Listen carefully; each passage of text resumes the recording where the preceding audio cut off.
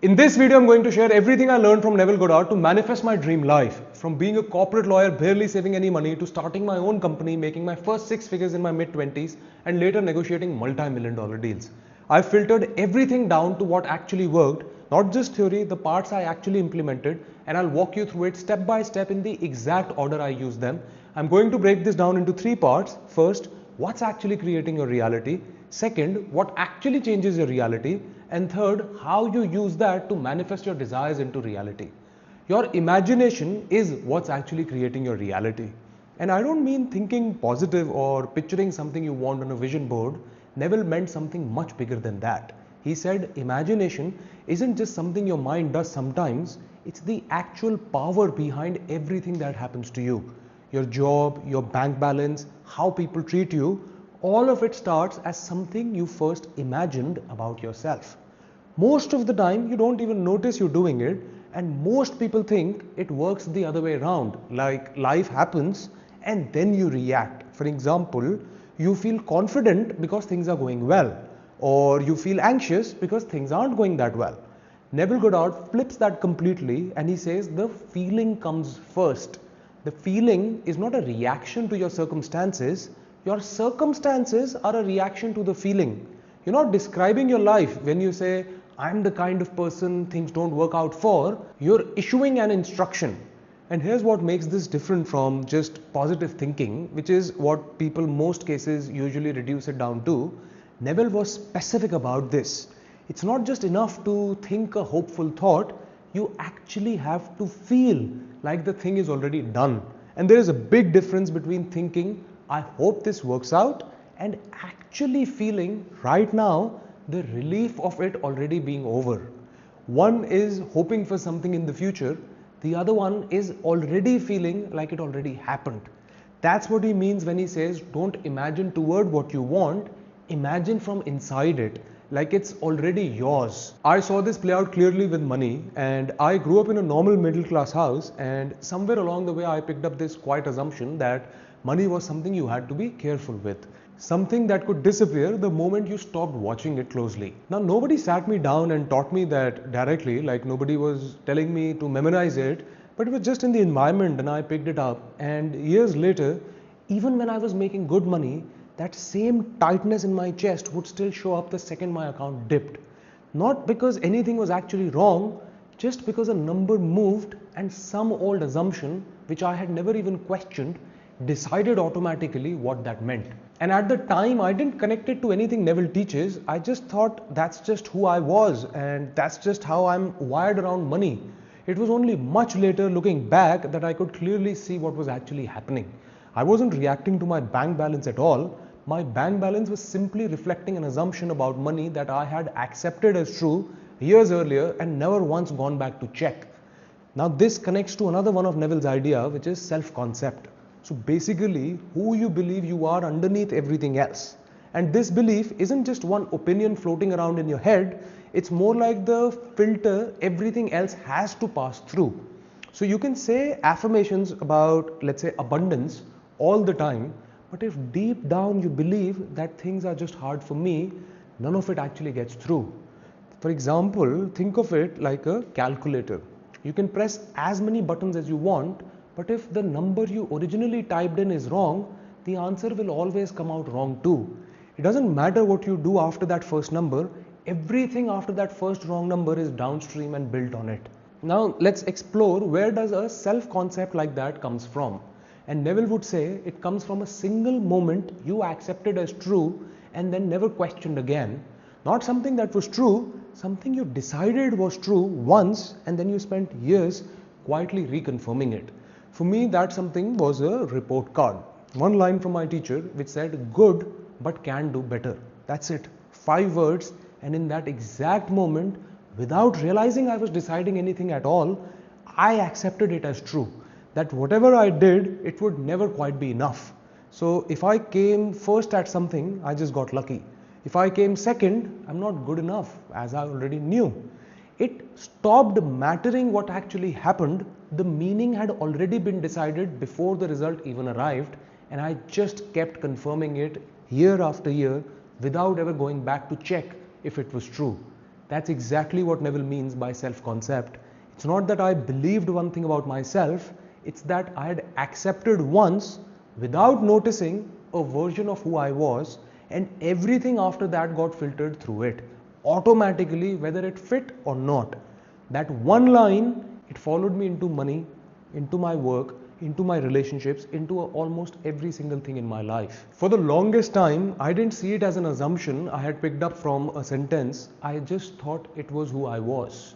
Now, if a moment like that is where a self-concept gets built, the obvious question is, can you go back and undo it? Neville says yes. And his answer for how is one of the strangest, most practical things in his entire body of work.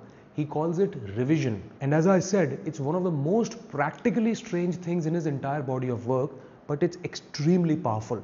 His claim is that the past isn't fixed, not because you can change what happened, but because what happened only exists now as a memory. And memory is imagination pointed backward. So if you go back at night and reimagine a difficult moment the way you wish it had gone, not to lie to yourself, but to genuinely relive it differently, you're not rewriting history, you're just changing the only version of that event that still has any power over you, which is the version living in your imagination right now. I'll be completely transparent here because the first few times I tried this, it felt like make-believe. Like it didn't feel like it should work. But Neville's answer to that is direct. It doesn't need to feel like it should work. It needs to be felt as real in the moment you're doing it. The test isn't whether it's logical.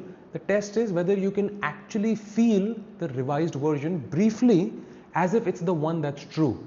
Revision handles the past, but most of what you're trying to manifest is still ahead of you. So the real question is, what actually changes that? And it's not more effort, it's not more discipline, it's the state you consistently assume.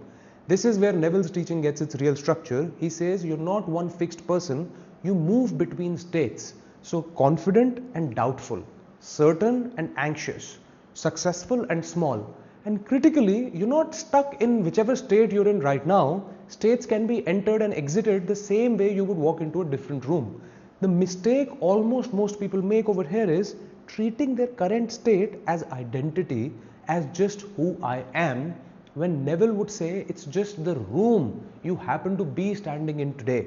That idea that the state comes first changed how I thought about my own decision to leave the legal profession, because at that time I didn't force myself into a new identity through sheer effort. What actually happened is I started on purpose feeling like someone who builds things, even though at that point I had no company, no proof, like nothing to point to yet. I wasn't waiting to become that person through results. I was choosing to feel like that person first before there was any evidence for it. And it was only after I'd been sitting in that feeling for a while that the actual company came. I left the legal profession, started building, and made my first 6 figures in my mid-20s. The business didn't create the feeling came first and the business followed it. But here's something Neville is more upfront about than most teachers in this space, and it matters if you've ever tried something like this before and felt like it just stopped working after a while. Choosing a new feeling once doesn't make it permanent. Your old way of feeling has a kind of pull to it, and it doesn't let go just because you had one good day.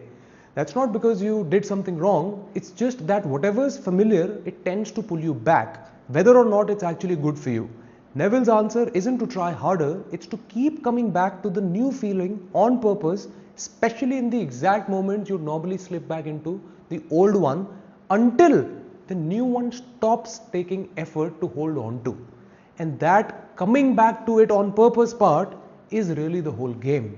So now let's also get specific about what that actually looks like on a day-to-day basis.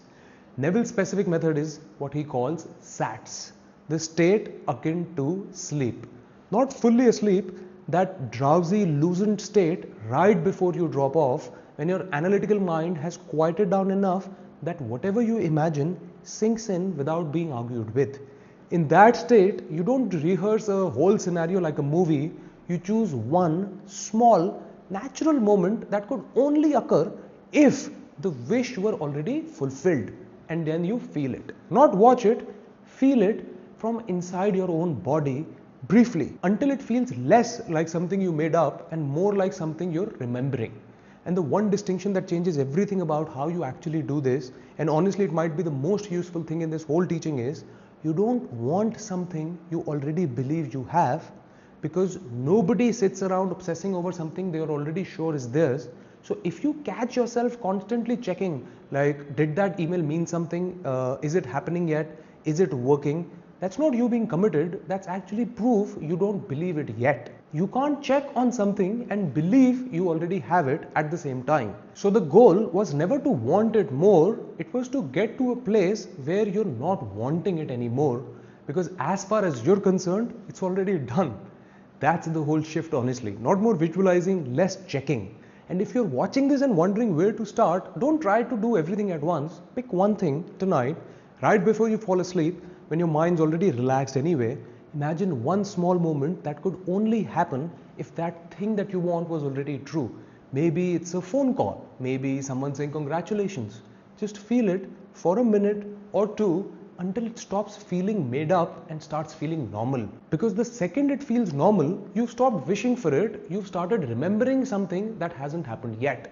Now, if you want the short version of everything I've learned across 15 years of doing this, not just from Neville, but from every teacher I've studied, I've put it all in one video. It's on your screen and in the description down below, and I'll see you there.